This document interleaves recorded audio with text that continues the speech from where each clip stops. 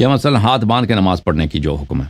امام جعفر یہ اصول فروع کافی جلد نمبر 3 یہاں پہ ملاحظہ کریں.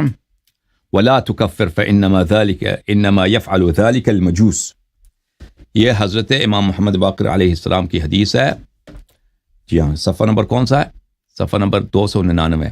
ولا تکفر، تکفیر بولتے ہیں اسی کو بولتے ہیں ہاتھ باندھ کے تکفیر نہ کرو نماز میں. تکفیر ہاتھ باندھنے کو بولتے ہیں، یہ مجوس کا فعل ہے.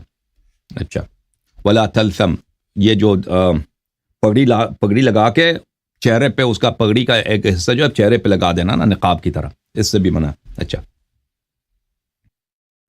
پھر حضرت امام محمد باقر علیہ السلام کی حدیث یہ ہے تکفیر کے متعلق. بھلی یہ حدیث نمبر 6 ہے. صفحہ نمبر کون سا ہے؟ صفحہ نمبر 336 ہے. یہ ہے ولا تکفر فانما يصنع ذلك المجوس.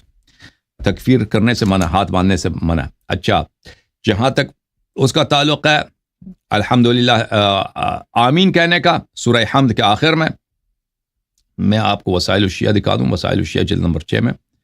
محترم ناظرین ملاحظہ کریں، یہ وسائل الشیعہ جلد نمبر 6 شیخ حر عاملی رحمۃ اللہ علیہ کی کتاب. یہاں پر صفحہ نمبر 67 میں وہاں پہ ایک باب ہے کہ آمین کہنے سے منع نماز میں حمد کے بعد. یہ ہے عدم جواز التأمین فی آخر الحمد. یہ جائز نہیں ہے، حرام ہے، کیونکہ اس سے منع کیا گیا. نبی عبداللہ علیہ الصلاۃ والسلام انہوں نے فرمایا اذا كنت خلف امام فقرأ الحمد وفرغ من قراءتها فقل انت الحمد للہ رب العالمین. جب تم کسی امام کے پیچھے نماز پڑھ رہے ہو، سورہ حمد پڑھے ولا الضالین پڑھ دے، ٹھیک ہے نا، اس کے بعد تم کیا کہہ دو؟ الحمد للہ رب العالمین کہہ دو. ولا تقل آمین. آمین کہنا منع، اس سے منع ہے کہ یہ نہ کرو. اقول اذا فرغت من فاتحة الكتاب آمین قال لا. جب فاتحۃ الکتاب سورہ فاتحہ پڑھا جائے نماز میں، اس کے بعد آمین کہہ دیں؟ فرمایا کہ نہیں. امام محمد باقر علیہ السلام کی حدیث ہے ولا تقولن اذا فرغت من قراءتك آمین. آمین نہیں کہنا.